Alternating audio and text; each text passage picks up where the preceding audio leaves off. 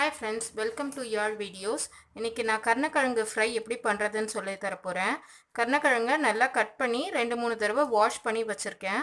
இப்போ இந்த கருணக்கிழங்க நம்ம குக்கர்ல போட்டு 1 ஸ்பூன் மஞ்சள்தூள், காரத்துக்கு ஏற்ப மிளகாய்த்தூள், உப்பு போட்டு 3 விசில் கொடுக்க போறோம் ஃப்ரெண்ட்ஸ். ஃபர்ஸ்ட்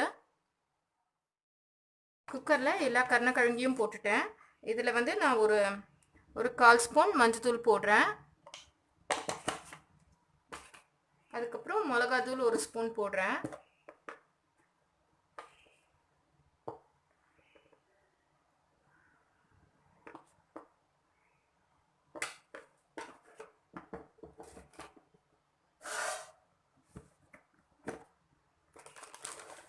உப்பு தேவைக்கேற்ப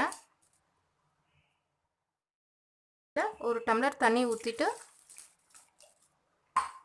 மிக்ஸ் பண்ணிடுவோம்.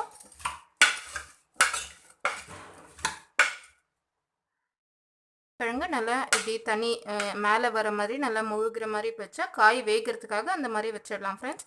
இப்போ நான் வந்து விசில் போட்டு குக்கர் மூடி போட்டு 3 விசில் விட போகிறேன். ஹை ஃப்ளேமில் 3 விசில் விடுறதுக்காக கேஸில் வச்சுருக்கேன் ஃப்ரெண்ட்ஸ். கூல் ஆனதுக்கப்புறம் பார்க்கலாம். 3 விசில் முடிஞ்ச உடனே ப்ரெஷரை ரிலீஸ் பண்ணிவிட்டு அதை நான் ஒரு ஸ்டெய்னரில் போட்டு வச்சுருக்கேன் ஃப்ரெண்ட்ஸ். இப்போ நம்ம பேன் வச்சு ஃப்ரை பண்ணிடுவோம். தவா மேலே போட்டு நல்லா திருப்பி விட்டுருக்கேன். ஹை ஃப்ளேமில் தான் இருக்குது. கொஞ்சமாக ஆயில் ஸ்ப்ரெட் பண்ணியிருக்கேன். ஆல்மோஸ்ட் கொஞ்சம் கலர் சேஞ்ச் ஆகுது. உள்ளே நல்லா மாவு மாதிரி இருக்கும், வெளியில் நல்லா கிறிஸ்பியாக இருக்கும். ஃப்ரெண்ட்ஸ், நல்ல கிறிஸ்பியான கருணக்கிழங்கு ஃப்ரை ரெடி ஆகிடுச்சு. இது பசங்களுக்கு ஈவினிங் ஸ்நாக்ஸாக சாஸ் வச்சு கொடுத்தா நல்லா விரும்பி சாப்பிடுவாங்க. ட்ரை பண்ணி பார்த்துட்டு உங்கள் கமெண்ட்ஸை சொல்லுங்கள். Please subscribe to your videos. Thank you.